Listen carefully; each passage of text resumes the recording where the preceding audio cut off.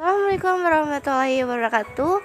Kami dari kelompok 7 ingin mempresentasikan hasil diskusi proposal kelompok kami yang beranggotakan saya sendiri Putri Andiano Yuningsih, Tiara Ramadhani, Vito Adiansyah, Arya Satria Wasesa, dan Akmal Yusnizar. Daftar isi cover halaman I, daftar isi 1, bab 1 pendahuluan 1, latar belakang 1, B visi emisi 2, bab 2 jenis usaha 3, A produksi 3, B analisis SWOT 4, bab 3 produksi and organisasi 5, A proses produksi 6, bab 4 rancangan biaya 7, ORTIM 9, bab 5 penutup 12.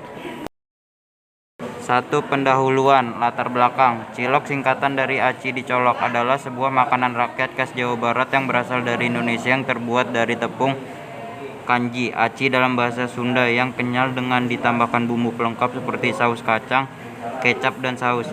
Cilok bentuknya bulat-bulat seperti bakso, hanya saja berbeda bahan dasarnya. Terdapat telur atau cincangan daging di dalamnya. Karena terbuat dari bahan dasar tepung kanji, maka cilok jika dimakan rasanya kenyal. Tak hanya disukai oleh anak-anak pada zaman modern ini, ternyata hampir semua orang menyukai cilok, seperti para mahasiswa dan orang tua. A. Visi dan misi. Visi: menjadikan cilok sebagai makanan tradisional khas Indonesia yang mampu menembus pasaran dunia. Misi: 1. Membuat cilok isi yang memiliki aneka rasa. 2. Mencari keuntungan dari modal kecil. 3. Selalu melakukan inovasi secara berkelanjutan terhadap cilok. 4. Selalu memberikan kepuasan dan konsumen terhadap kualitas dan cita rasa cilok isi. 5. Melayani sepenuh hati setiap keinginan kebutuhan seluruh pelanggan. Bab 2. Jenis usaha. A. Produk. Cilok merupakan salah satu jenis makanan dari daerah Jawa Barat yang terbuat dari aci yang dimodifikasi dalam beberapa varian rasa. B. Analisis SWOT. Strength atau kekuatan dari produk ini adalah menjual produk untuk semua kalangan masyarakat. Satu produk terdiri dari beberapa macam dan bentuk rasa. Bahan produk yang terjamin dan higienis. Weakness, kelemahan dari produk ini adalah tidak tahan lama, produk yang mudah ditiru. Opportunity, peluang dari produk ini adalah tempat strategis, fasilitas yang cukup memadai. Ancaman dari produk ini adalah adanya pesaing yang menjual produk dengan harga yang lebih murah. 3. Produksi dan organisasi. A. Proses produksi. Terdapat tabel 1, yaitu peralatan yang dibutuhkan untuk produksi cilok 100 cup per hari. Yang pertama, jenis alatnya ada mangkok, spesifikasinya styrofoam dengan ukuran diameter 360 mili, jumlah unitnya 100. Yang kedua ada pisau, spesifikasinya terbuat dari stainless steel, jumlah unitnya 3. Yang ketiga telenan, spesifikasinya terbuat dari kayu, jumlah unit 3. Yang keempat baskom plastik, spesifikasinya terbuat dari bahan Lionstar, jumlah unitnya 1. Yang kelima ada panci Jawa, spesifikasinya dengan ukuran diameter 28, jumlah unitnya 1. Yang keenam ada langseng, spesifikasinya dengan ukuran diameter 30, jumlah unit 1. Yang ketujuh kompor, spesifikasinya Rinnai dilengkapi dengan regulator, jumlah unitnya 1. Yang ke-8 timbangan, spesifikasinya digital, jumlah unit 1. Yang ke-9 spatula, spesifikasinya terbuat dari kayu, jumlah unit 1. Yang ke-10 alat lainnya, spesifikasinya sendok, garpu, dan lain-lain, jumlah unit 10 paket. Tabel 2 bahan baku dan kemasan cilok isi.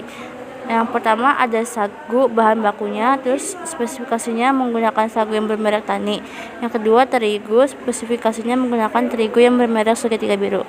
Yang ketiga ayam dan tetelan, spesifikasinya menggunakan ayam segar dan lemak daging yang masih segar dan fresh. Yang keempat ada daun bawang, spesifikasinya menggunakan daun bawang yang masih fresh dan segar. Yang kelima bumbu penyedap, spesifikasinya Royco, Sasa, garam, dan ladaku.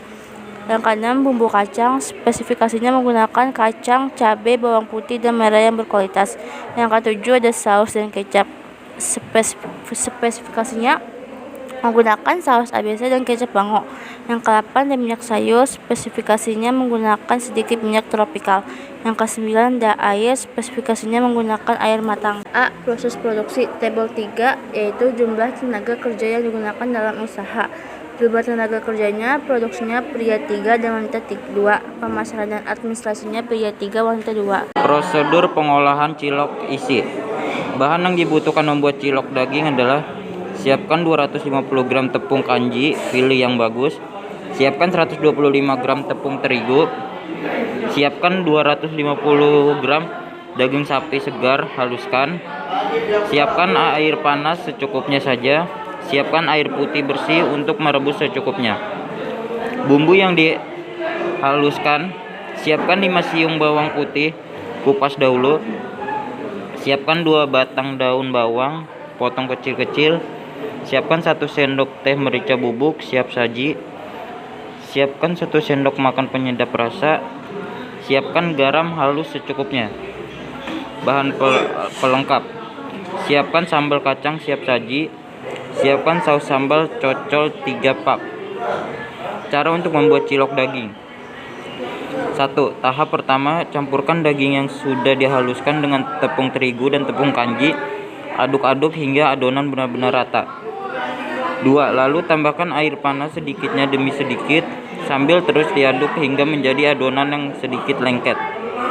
3. Tambahkan juga bumbu yang dihaluskan ke dalam adonan tadi, lalu aduk-aduk lagi hingga kalis.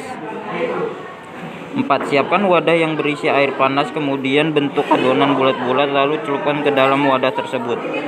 5. Angkat adonan yang sudah jadi tadi, kemudian buang airnya, lalu masukkan lagi ke dalam panci yang telah berisi rebusan air panas. Tunggu sampai ciloknya matang.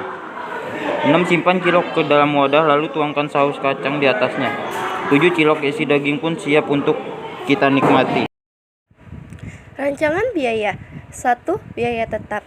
Pertama ada gerobak, satuannya buah, volumenya 1, harga satuannya 2.500.000, jumlahnya 2.500.000.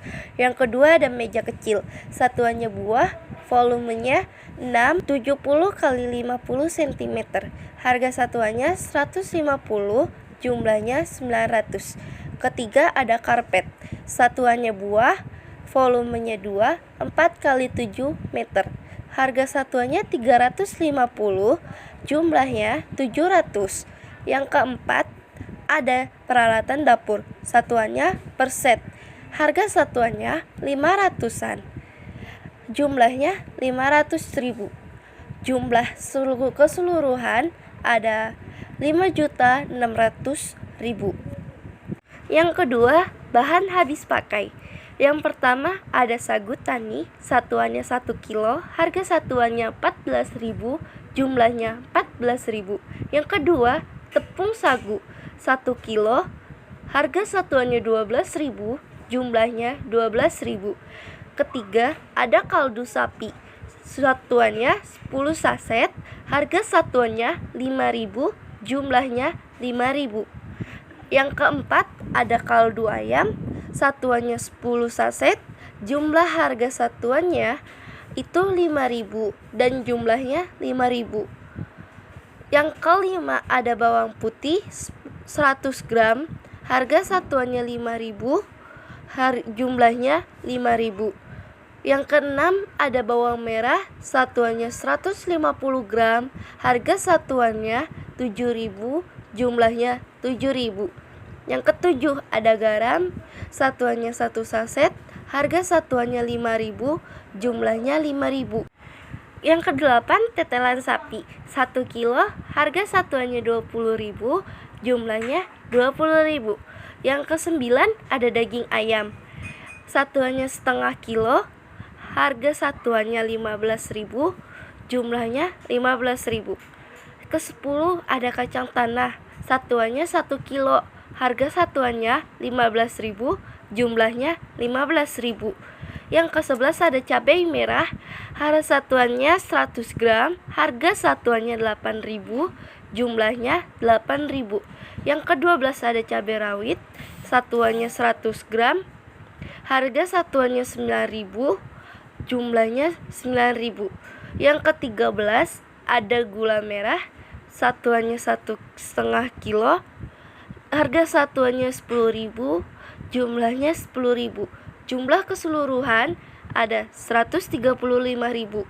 Kebutuhan per hari untuk membuat cilok isi 135.000 dikali 56 hari pelaksanaan 7.560.000. 135.000 menghasilkan 100 porsi dengan harga 3.000 per porsi. Keuntungan per hari 135.000. Jadi keuntungan dalam 56 hari 135.000 dikali 56 itu 7.560.000. Ketiga, media promosi. Pertama ada banner, satuannya buah, volumenya 1, harga satuannya 150.000, jumlahnya 150.000. Kedua ada spanduk, satuannya buah, volumenya 5, harga satuannya 125.000, jumlahnya 125.000. Yang ketiga ada brosur, satuannya lembar, volumenya 50, harga satuannya 1.000, jumlahnya 50.000. Yang keempat perizinan, harga satuannya 200.000, jumlahnya 200.000, jumlah keseluruhan 525.000. Our team. Yang pertama ada Vito Adiansyah sebagai Presiden CEO. Yang kedua ada Putri Andiano Hayunisi sebagai CEO, vendor, dan CEO. Yang ketiga ada Arya Satriawasesa sebagai Senior Designer. Yang keempat ada Tiara Ramadhani sebagai Manager. Yang kelima ada Akmal Yusnizar sebagai Eksekutif Manager. Bagian bab 5 itu ada penutup.